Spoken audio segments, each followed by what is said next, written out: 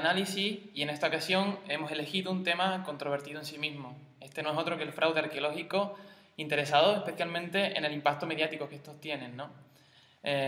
Hoy contamos con Paula Beatriz González. Ella es licenciada y profesora de Historia del Arte en Madrid y, en primer lugar, queremos que nos hables un poco de a qué nos referimos cuando estamos hablando de fraude arqueológico. Buenas tardes, David. Efectivamente lo definiste muy bien al principio, se trata de un tema muy controvertido. Fíjate que cuando pensamos en hallazgo arqueológico pensamos en descubrimientos que nos ayuden pues a perfilar, a aumentar el conocimiento que tenemos del pasado. Me viene a la mente Atapuerca, ¿verdad? Atapuerca nos obligó a repensar todo, a abandonar viejos presupuestos, a comenzar desde el principio. Esos hallazgos tan significativos, tan relevantes, son en realidad los pasos de gigante en el conocimiento. Sin embargo, hay otros trabajos arqueológicos, como otros trabajos diferentes, ahora veremos, que significan todo lo contrario, que emponzoñan todo lo que se había descubierto hasta el momento, digamos, que vuelven a enterrar el pasado que comenzaba a desvelarse, distorsionando pues la realidad de lo encontrado y la realidad del pasado, de la verdad. Por diferentes razones, por falta de profesionalidad, por falta de recursos también, pues el pasado se puede ver suplantado. Por tanto, entendemos que no existe una intencionalidad, sino que puede también existir una falta de profesionalidad a la hora de enfrentarse al registro arqueológico. ¿Qué diferencias existen entre ambas? Claro, realmente no podemos asimilar fraude arqueológico con falta de profesionalidad. Si bien es verdad que siempre que hablamos de fraude arqueológico, pues le ha precedido una serie de negligencias, de mala praxis. Pero lo has intuido, ¿no? Hay una intencionalidad, no se puede hablar solo de falta de profesionalidad, hay una intención de engaño, de engañar, ¿no? de velar el pasado.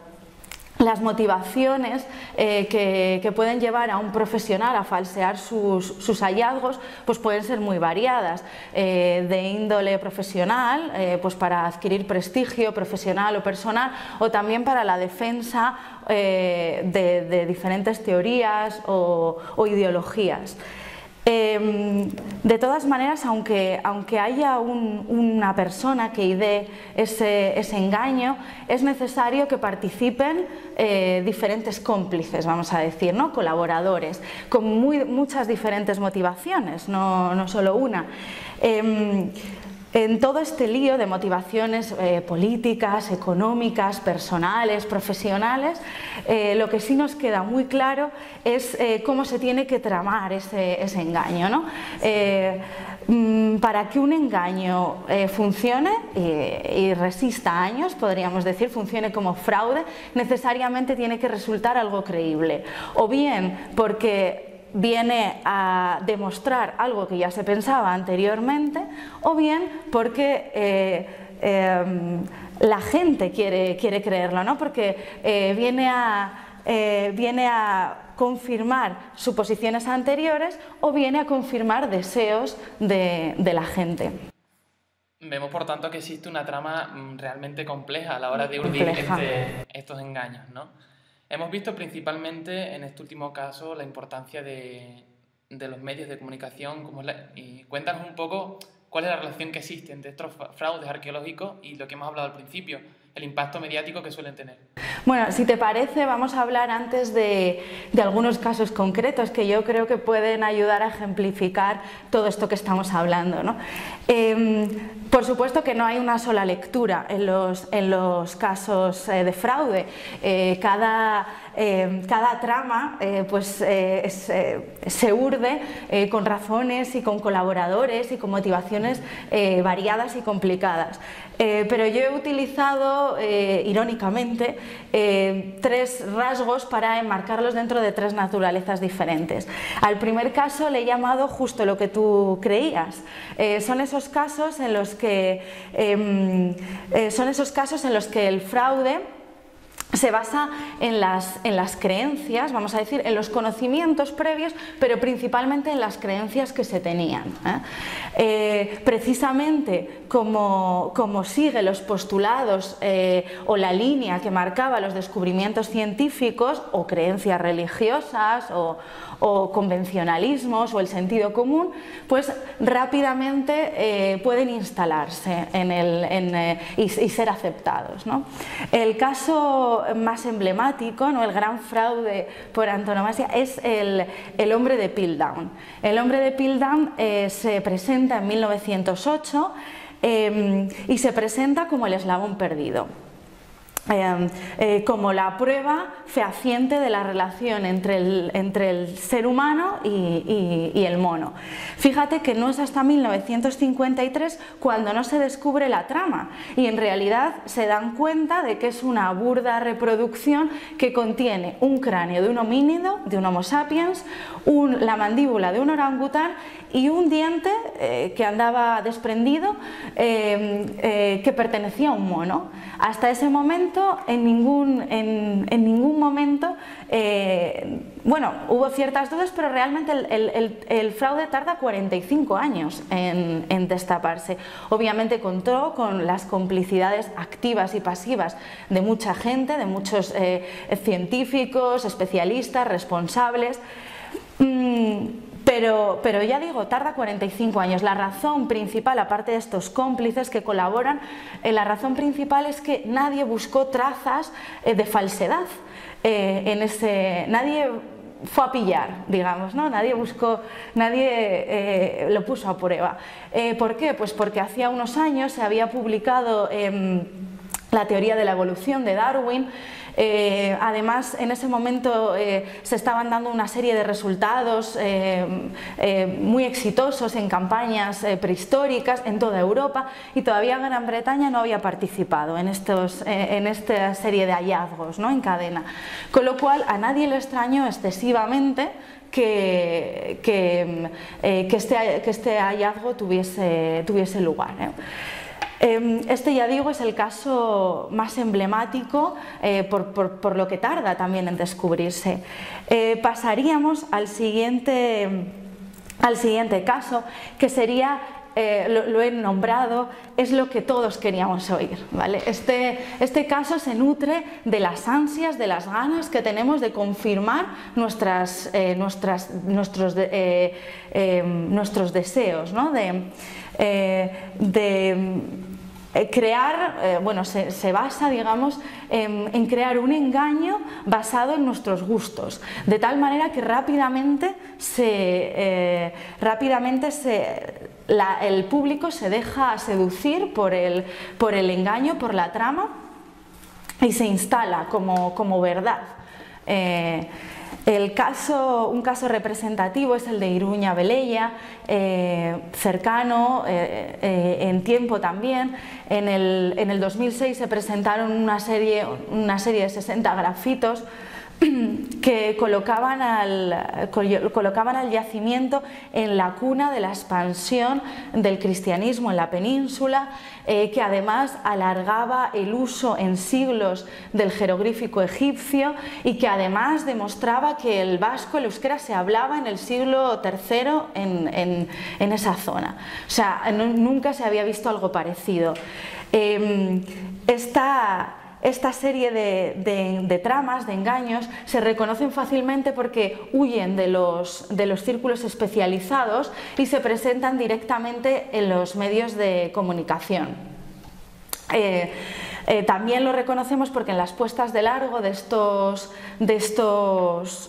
hallazgos encontramos a más representantes de las autoridades locales, digamos, que de especialistas representantes del sector. La trama de Iruña todavía sigue coleando, no ha acabado de resolverse, pero realmente, y gracias a una comisión científica asesora, se ha negado su autenticidad. Hoy se consideran falsos. ¿Cómo pudo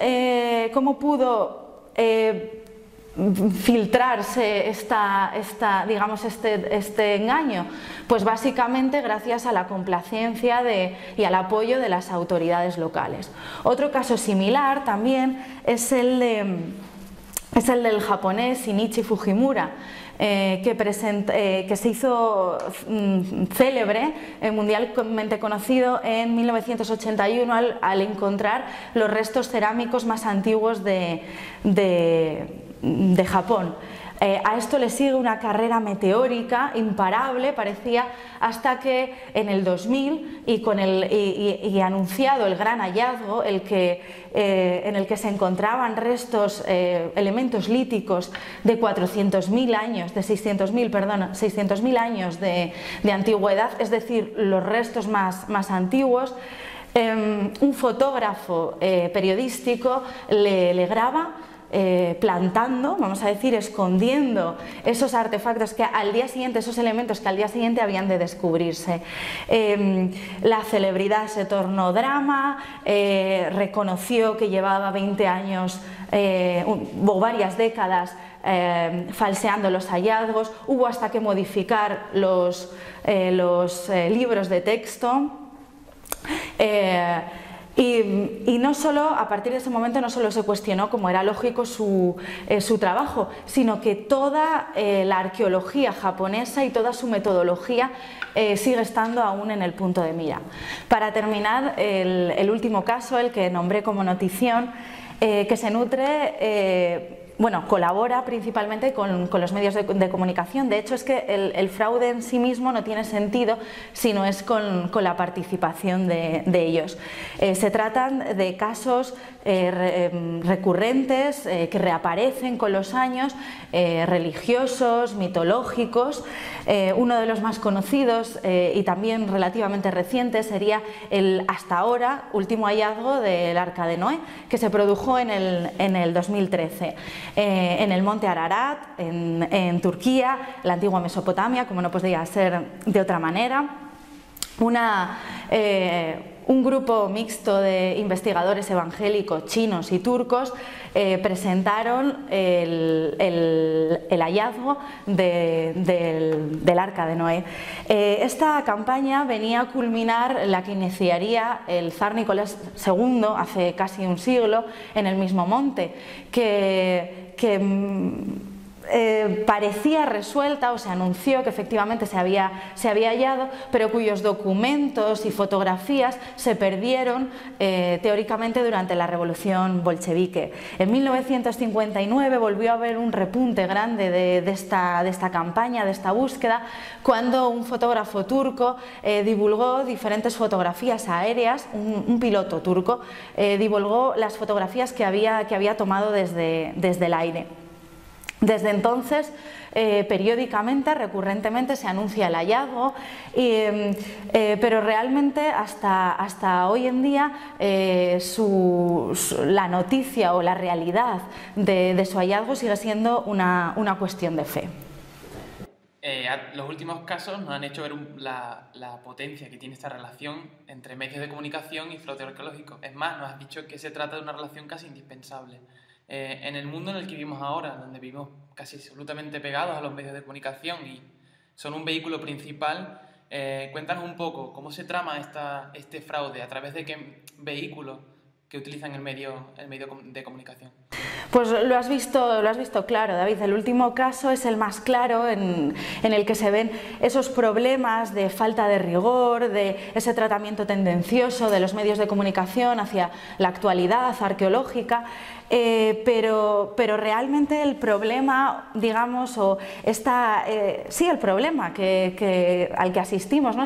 Esta falta de seguimiento, ¿no? y de actualidad y de noticias arqueológicas no es un problema actual, desgraciadamente. Nos tendríamos que remontar, nos podemos ir al siglo XVIII, digamos cuando se empiezan a generar noticias, actualidad arqueológica, y veríamos que ya existían problemas asociados principalmente pues al marco histórico y social, ¿no? La falta de publicaciones que había, lo inaccesibles que resultaban, pues porque eran verdaderamente caras. caras, las condiciones tan duras de vida, la mortalidad, que era altísima, mucho más alta que en el resto de Europa, pues explican que el sector periodístico pues no focalizase su atención en la arqueología.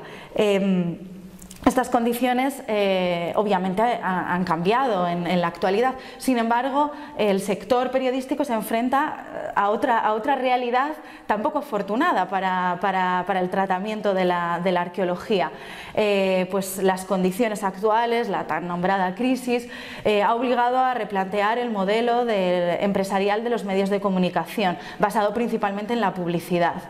Las condiciones actuales de trabajo pues no favorecen la información especializada, ¿no? Mucho más cara y mucho más difícil de lograr.